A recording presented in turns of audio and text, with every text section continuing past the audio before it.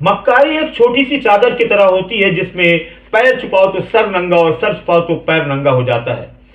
जी हाँ, Gorakhpur fight back के इस न्यूज आवर में एक लंबे अंतराल के बाद हमारे सभी दर्शकों का स्वागत है।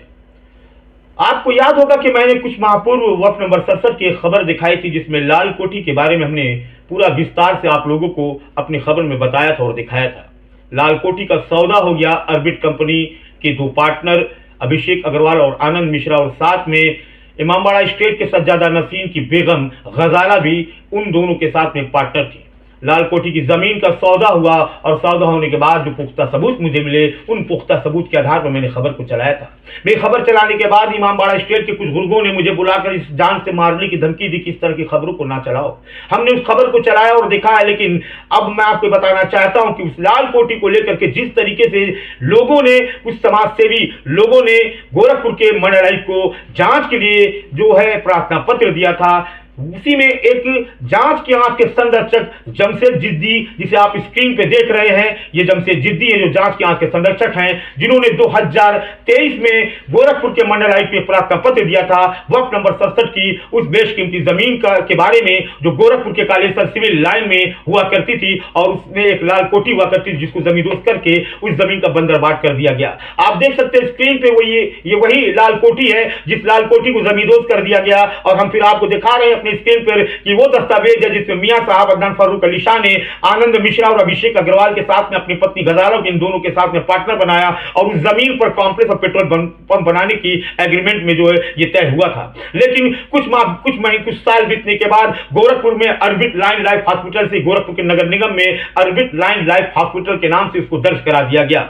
फिर उसके बाद शुरू होती है जांच के लिए गोरखपुर मंडल आयुक्त ने गोरखपुर के जिलाधिकारी को आदेशित किया 2023 में कि एक टीम गठित करके वक्त नंबर 67 की जांच किया जाए और 15 दिन के अंदर मुझे आख्या दी जाए। लेकिन वो जांच का पता नहीं चला किस ठंडे बस्ते में वो जांच चली गई, वो टीम गठित की गई कि नहीं की गई, और उस टीम अगर गठित हुई तो उस टीम ने किस तरह का रिपोर्ट गोरखपुर के मंडल आयुक्त को दिया जो अभी तक उभर के सामने नहीं आया।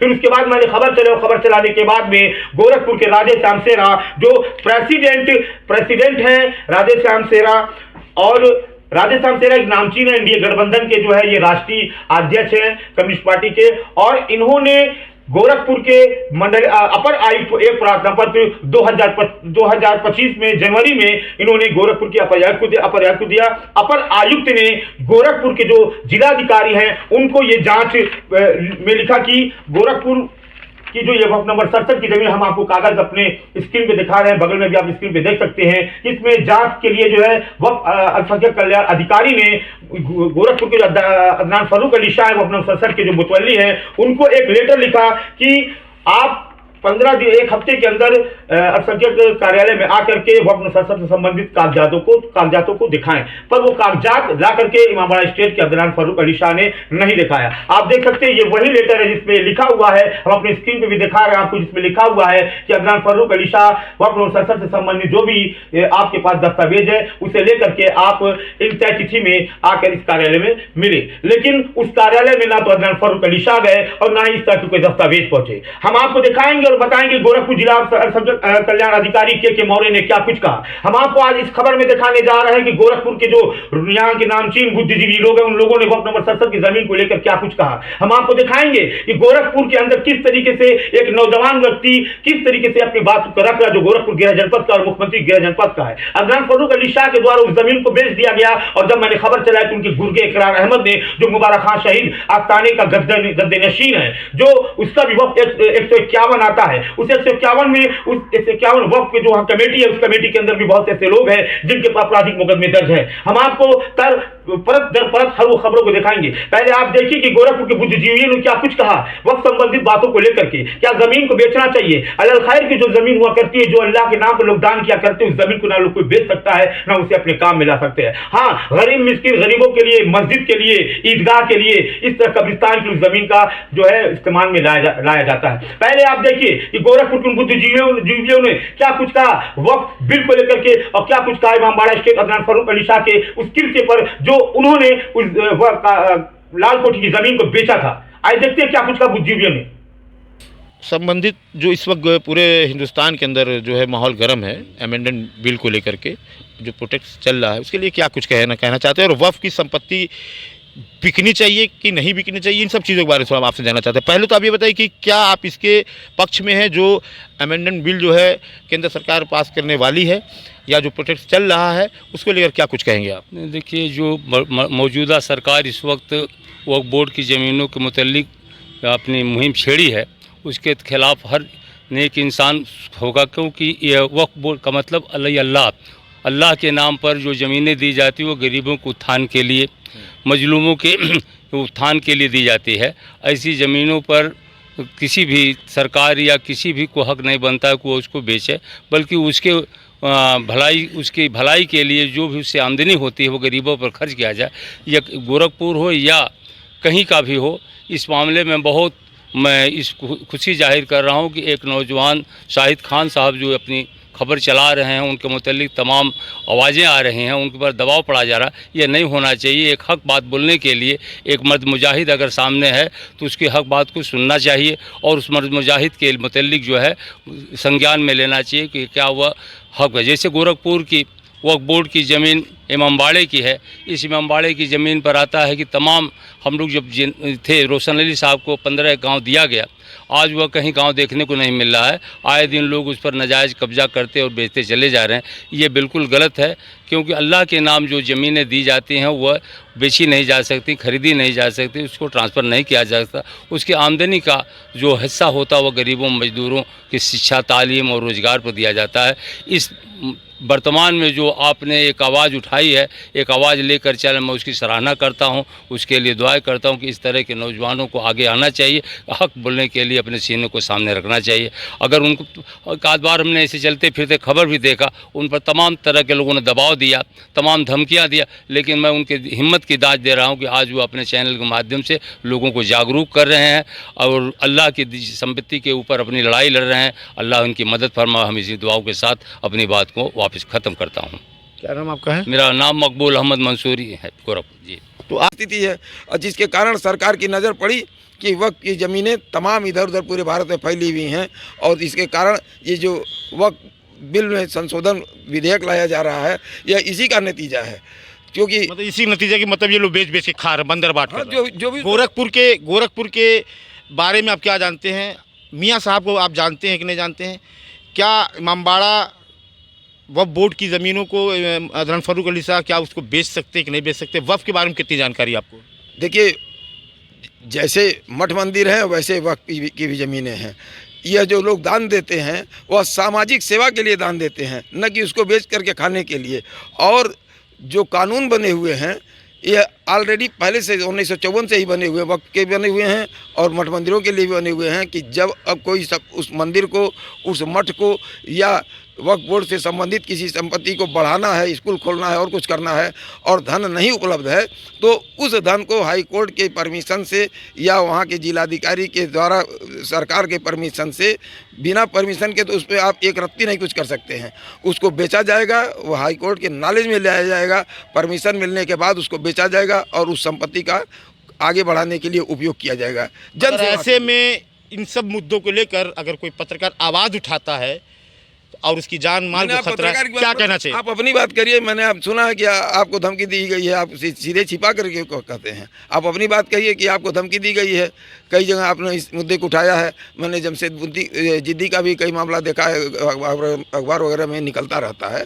तो ये सब चीज़ें देखिए, जो प्रभावित आदमी होता है वो धमकी दे करके किसी भी तरह से जो इस चीज़ के लिए आवाज़ उठा रहा है, जैसे हमको ही कुछ आश्रम से हटा दिया गया, जिलाधिकारी सर्वा होता है, वही अध्यक्ष है, उसी के अंडर में जो है सोसाइटी रजिस्ट्रार है, जो चाहेगा वो करेगा, पूरा भी देगा, आप क्या कर लीजिएगा।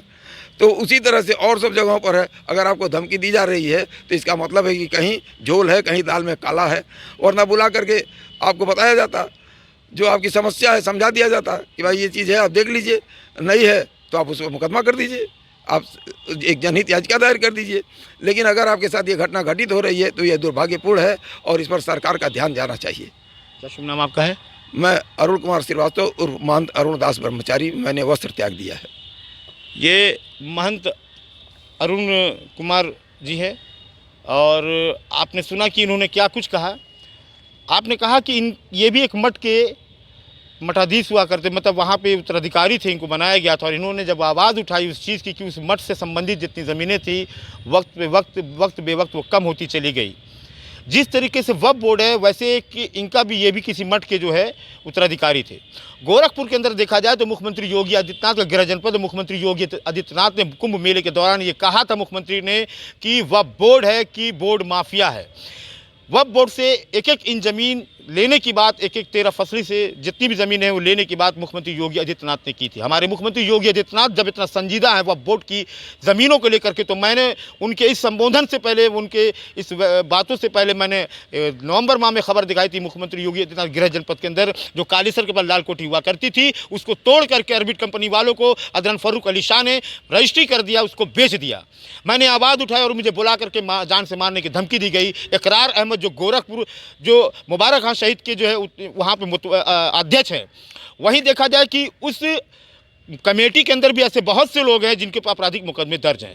ऐसा व्यक्ति जिनके पर आपराधिक मुकदमे दर्ज हैं, जिनकी शैली अच्छी नहीं है, जीवन शैली अच्छी नहीं है, उस मठाधीश पे, उस पे वो अध्यक्ष नहीं बन सकते हैं। क्या नाम आपका है? मिन्नत गोरखपुरी। मिन्नत साहब, ये बताइए गोरखपुर में आप जो है किसी नाम के मोहताज नहीं है और गुलाब की पंखुड़ी में पिरोए हुए एक शहद की तरह है आप। जब आपके अल्फाजों से, आपके मुंह से बयां होती है, ज़बान से बयां होती है शायरी, तो लोग वाह वाह करने के लिए मजबूर हो जाते हैं। अब हम आपसे ये जानना चाहते हैं, गोरखपुर शहर में आप रहते हैं और आजकल आप देख रहे हैं कि हिंदुस्तान के अंदर वक्फ अमेंडेड बिल को लेकर जिस प्रोटेक्ट चल रहा है, तरह तरह की पार्टियों के जो है खेमे में, गलियारों में के खेमे में गर्मी है, गर्माहट है। क्या कुछ कहना चाहेंगे कि आपके गोरखपुर में भी एक वक्फ है, वक्फ नंबर 67, जिसके गद्दी नशीन है अदनान फारूक अली शाह। उन ज़मीनों को, ये भी आरोप उनके ऊपर बराबर हमेशा लगता आया है और एक लाल कोठी उन्होंने बेच दिया कि वो ज़मीनों को बेचते चले आ रहे हैं। 6वें गद्दे नशीन है इमामबाड़ा स्टेट की। क्या कुछ कहना चाहते हैं इमामबाड़ा स्टेट वक्फ नंबर 67 की ज़मीनों को लेकर के? देखिए, दो बातें यहाँ पर है, दो सवाल आपके हैं। तो पहला तो मैं ये जवाब दे दूँ कि जो केंद्र सरकार जो बिल ला रही है, वक्फ तरमीमी बिल जिसको आप कह रहे हैं, वक्फ संशोधन अधिनियम, वो अधिनियम अभी इसलिए है क्योंकि वो अभी संसद में पेश नहीं हुआ है, वो अभी कानून नहीं बना है। जब कानून बनेगा तो फिर वो बिल जो है वो कन्वर्ट हो जाएगा एक्ट में। पहली बात, वो सीधे सीधे जो हमारी धार्मिक आज़ादी है या जो हमारे पूर्वजों ने या किसी ने भी ईश्वर या अल्लाह के नाम पर जो दान किए हैं जिन प्रॉपर्टी को, उसी को हम कहते हैं कि वक्फ। अब वक्फ दो तरह की होती है, पहले ये आपको जानना होगा। एक वक्फ होती है जो उसके केयर टेकर होते हैं। अब यहाँ पर एक अहम बात अभी आती है, एक नाम अभी आपने लिया, गोरखपुर का एक जाना माना नाम अभी आपने लिया। मैं बिल्कुल इस बात से एतराज़ नहीं करूंगा, लेकिन देखिए, जो दो तरह की वक्फ होती है, एक होती है कि ईश्वर के नाम पर डोनेट कर दी गई और छोड़ दिया गया, उसको एक कमेटी बना करके देखी जा रही, और एक होती है कि पर्टिकुलर कोई व्यक्ति है वो उसको देखता है, वो उसका मुतवल्ली होता है। तो यहाँ आवाम को ये जानना होगा कि जो वक्फ का मुतवल्ली होता है वो केयर टेकर होता है, ना कि ओनर होता है, मालिक नहीं होता है। तो प्रॉपर्टी को सेल नहीं कर सकता, बेच नहीं सकता है, वो बस उस प्रॉपर्टी को ऐसे वाजिब तरीके से इस्तेमाल कर सकता है, या मान लीजिए उस पर कुछ ऐसा वो काम करे जिससे कि कुछ आय हो, जरिया बने, ताकि वो यतीम, मिस्कीन, जिनका हक है, जो बेवा औरतें हैं, जिनको पेंशन की ज़रूरत है, जिनकी आंखें नहीं हैं, जिनके बच्चे जो है, जिनके जो बच्चे जो है यतीम हो गए हैं, या जो औरतें जो बेवा हो गई हैं, उनको जो है मजबूत करने के लिए वक्फ किया जाता था। और हमेशा, ये अभी नहीं, ये मुग़लों के ज़माने में भी इस तरह का होता था कि वक्फ का बाकायदा एक अलग डिपार्टमेंट होता था जो उससे ज़रिया माज जो वसूल किया जाता था, जो भी आमदनी होती थी, आमदरख्त होती थी, उसको उन लोगों पर खर्च किया जाता था।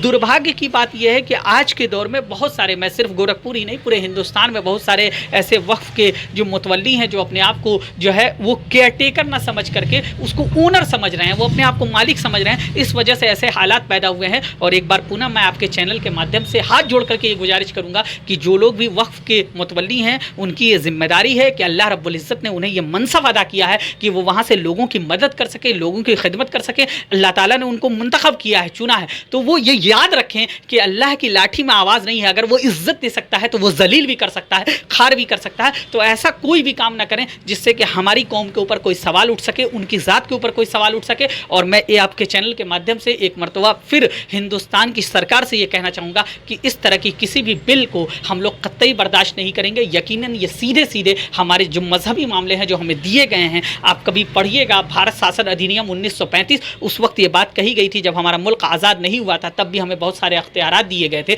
जो हमारा देश जब आज़ाद हुआ, जब संविधान बना, तो उसमें उसको ऐड ऑन किया गया। जो हमारे देश के संविधान के निर्माणकर्ता थे, उन्होंने इस बात का ख्याल रखा कि मुसलमानों को माइनॉरिटी होने के साथ साथ, अल्पसंख्यक होने के साथ उनको इस बात की आज़ादी है कि वो अपने धर्म पर चले, वो उसके लिए स्वतंत्र हैं। तो एक मरतबा पुनः मैं इस बिल का आपके चैनल के माध्यम से मुखालफत करता हूं, और जो लोग इस तरह का काम कर रहे हैं, अगर आपने उनको उजागर करने का काम किया है या आपकी टीम ने हिंदुस्तान ही नहीं, गोरखपुर ही नहीं, पूरे हिंदुस्तान में कहीं का किया है, तो यकीनन अल्लाह आपको इसका बेहतर अजर देने वाला है।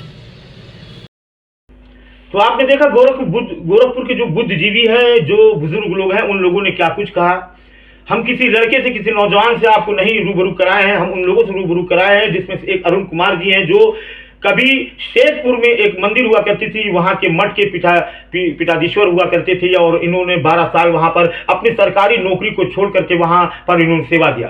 उन्होंने सेवा देने के बाद जब देखा कि वहां पर कुछ इतने बड़ी जमीन जो 456 एकड़ के आसपास जो ये बता रहे हैं, उन जमीनों का बंदरबाट हो गया जब उस पीठ पर ये बैठा करते थे। जब इनको इस बात का ज्ञात हुआ तो उन्होंने इसका जो है विरोध किया, और फिर उनको उस मठ से हटा दिया गया। उन्होंने क्या कुछ कहा वक्त को लेकर आपने सुना। अब हम आपको दिखाते वो दस्तावेज, आखिर वो कौन सा दस्तावेज है। ये दस्तावेज आप देखिए, हम आपको स्क्रीन पर भी दिखाएंगे। इसमें मियां साहब आपको नजर आएंगे, और मियां साहब के बगल में अभिषेक अग्रवाल और आनंद मिश्रा है। आनंद मिश्रा के बगल में किनारे आप देखेंगे तो मियां साहब की बेगम गजारा भी है। ये वही दस्तावेज है जो दस्तावेज चीख चीख के बयान कर रहे हैं कि लाल कोठी का सौदा कैसे हुआ। आप देख सकते हैं, हमारी स्क्रीन पे भी आप देख सकते हैं। हम बार बार आपको ये बताना चाह रहे हैं कि वक्त को लेकर के पूरे देश के अंदर जिस तरीके से माहौल गर्म है, राजनीतिक पार्टियां जिस तरीके से विरोध कर रही हैं वक्त को लेकर कि वक्त की संपत्ति को बेचा जा रहा है, और उन वक्त संपत्तियों में केंद्र सरकार के भी कुछ लोग अब उसमें जाके बैठे उस कमेटी के साथ में, ताकि उस कमेटी के लोग वक्त की जमीनों का बंदरबाट ना करें।